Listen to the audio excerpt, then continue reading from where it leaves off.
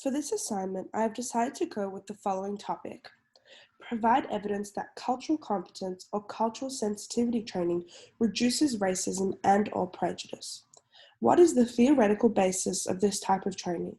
What are the strengths and weaknesses of such training? Can you conclude whether the literature provides support for the effectiveness for this type of training? Feel free to draw on any material from the topics of Indigenous and/or cross-cultural psychology in the textbook. In this presentation, I will be exploring the benefits of such training and unpacking what it means and how it can be achieved. My main objective in this essay is to ultimately emphasize the strength that cultural training can hold when it comes to erasing and minimizing the presence of racism and prejudice, and ensuring that those who are culturally diverse lead equally amazing lives. The evidence that I will be presenting will be a variety of textbook readings, journals, and real-life experiments, and tests which prove the effectiveness of cultural training in erasing and minimizing racism and prejudice.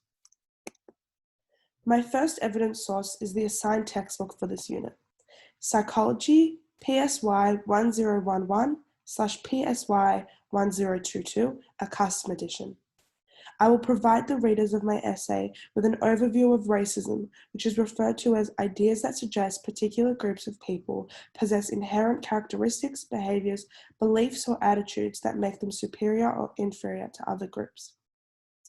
Additionally, I will then explore the statement that made that one of the most reported avenues for promoting positive contact is via exposing people to cultural awareness, sensitivity, and safety training, truly emphasizing the effective nature of implementing such a training.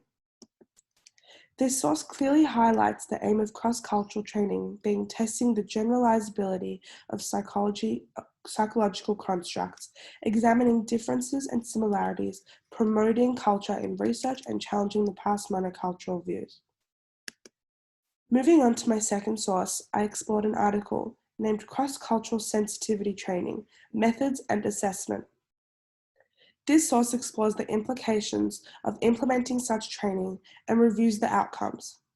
Similarly to my first source, this source refers to cross-cultural training as a training that is concerned with increasing our ability to communicate with culturally diverse people and monitoring and adjusting our behavior to deal effectively with those of different cultures, which also aligns with my previous definition. Emphasizing how it may broaden one's thinking, this article explores how training aims to expand the repertoire of behavioral and attitudinal options available, thus providing versatility. To conclude this article, it is stated that cross-cultural training is effective if properly conducted and assessed. Moving on to my third and final source, I read about a trial titled Effects of Cultural Sensitivity Training on Healthcare Provider Attitudes and Patient Outcomes. The purpose of conducting such a trial was to determine the effectiveness of cultural sensitivity training, with the outcomes predominantly stating that a cultural sensitivity program not only improved knowledge, but also yielded positive outcomes. To further explore this source of evidence, I looked at the purpose, design, and methods of this trial to delve in deeper and understand the intentions behind such a trial. When looking at the pros and cons of my sources, I highlighted that such training does not have a 100% guarantee that it'll work, which raised a question in my mind. Can we generalize and say it is effective when it isn't always? Another con I explored is that different things work for different people.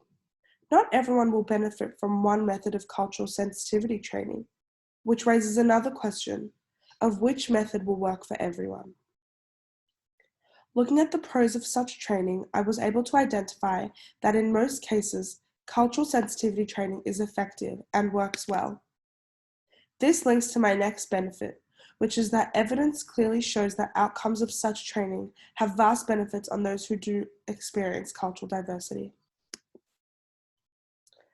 Thus, I believe that the pros override the cons and that cultural sensitivity training is considered an efficient and successful method to change people's absolute mindsets on culture and difference. Through reducing racism and prejudice, society can create a world in which everyone is accepted. Thank you.